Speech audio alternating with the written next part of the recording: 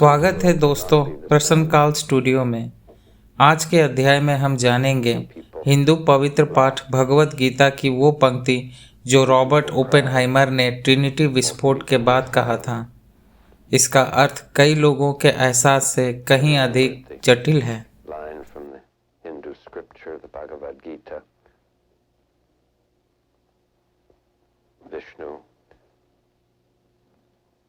Trying to persuade the prince that he should do his duty, and to impress him takes on his multi-armed form and says, "Now I am become death, the destroyer of worlds."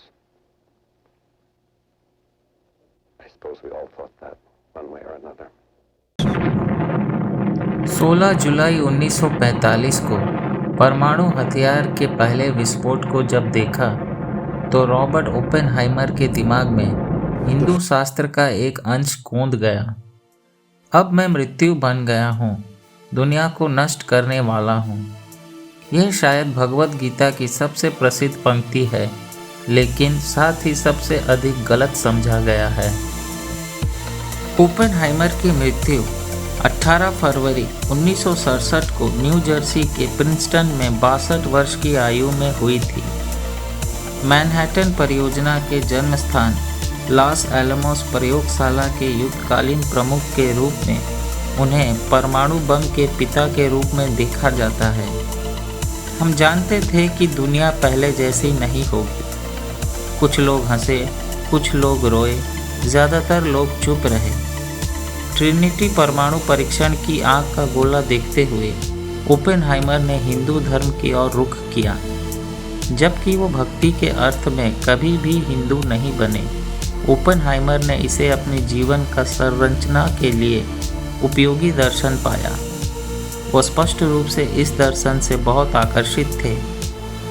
Doctor Stephen Thompson कहते हैं, जो संस्कृत व्याकरण में PhD रखते हैं और वर्तमान में भाषा और हिंदू धर्म के अन्य पहलुओं पर ऑक्सफोर्ड विश्वविद्यालय में डीफिल पढ़ रहे हैं, ओपेनहाइमर की हिंदू धर्म में रुचि लगभग अधिक थी। ये उनके कार्यों को समझने का एक तरीका भी था।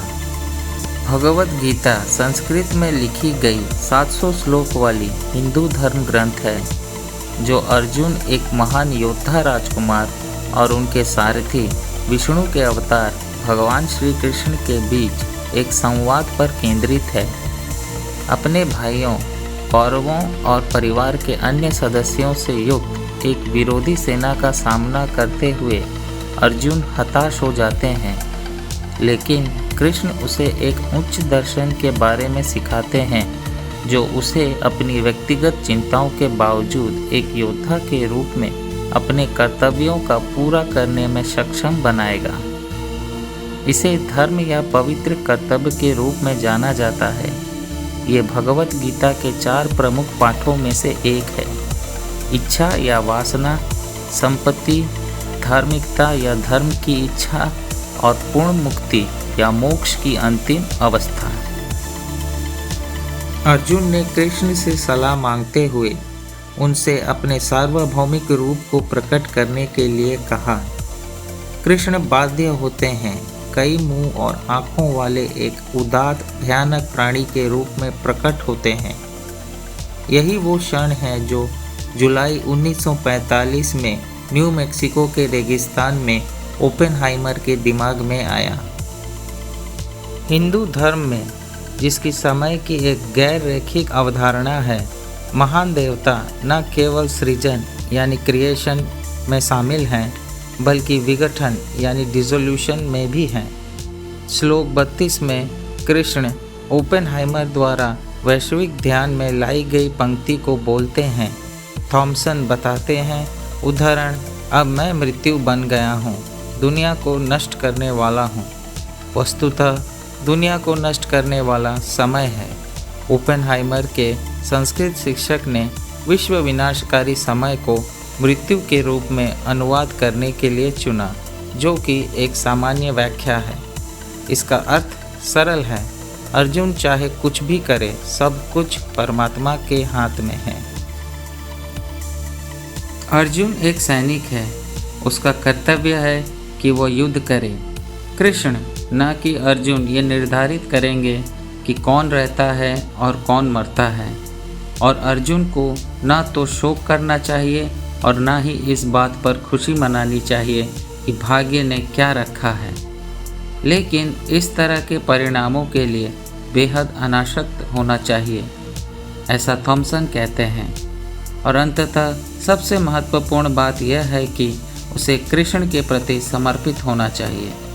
उनका विश्वास अर्जुन की आत्मा को बचाएगा, लेकिन ओपेनहाइमर प्रतीत होता है कभी भी इस शांति को प्राप्त करने में सक्षम नहीं थे। कुछ प्रकार के कच्चे अर्थों में कोई अश्लीलता, कोई हास्य, कोई अतिशयोक्ति पूरी तरह से समाप्त नहीं हो सकती है। उन्होंने ट्रिनिटी विस्फोट के 2 साल बाद ये कहा, भौतिकविदों ने पाप को जाना है और यह एक ऐसा ज्ञान है जिसे वो खो नहीं सकते। ऐसा प्रतीत नहीं होता है कि ओपेनहाइमर विश्वास करता है कि आत्मा शाश्वत है, जबकि अर्जुन करता है। गीता में चौथा तर्क वास्तव में यह है कि मृत्यु एक भ्रम है, कि हम पैदा नहीं होते हैं और हम मरते नहीं हैं। वास्तव में यही तत्व ज्ञान है कि केवल एक ही चेतना है, और वो यह है कि सारी सृष्टि एक अद्भुत लीला है। ओपेनहाइमर ये अनुमान लगाया जा सकता है कभी नहीं माना कि हिरोशिमा और नागासाकी में मारे गए लोगों को नुकसान नहीं होगा। कर्तव्यपरायणता से अपना कार्य करते हुए भी वो ये कभी स्वीकार नहीं कर सकता था कि इससे वो जीवन मरण के चक्र से मुक्त हो सकता है। इसके विपरीत अर्जुन को अपनी गलती का एहसास होता है और वह युद्ध में शामिल होने का फैसला करता है।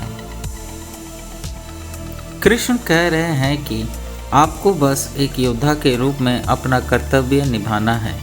यदि आप एक पुजारी होते तो आपको ऐसे करने की आवश्यकता नहीं होती, लेकिन आप एक योद्धा हैं और आपको ये करना है।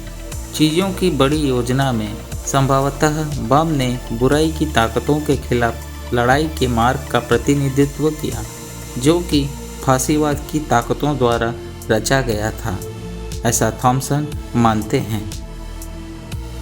अर्जुन के लिए युद्ध के प्रति उदासीन होना तुलनात्मक रूप से आसान हो सकता था, क्योंकि उनका मानना था कि उनके विरोधियों की आत्माएं उनकी परवाह किए बिना जीवित रहेंगी।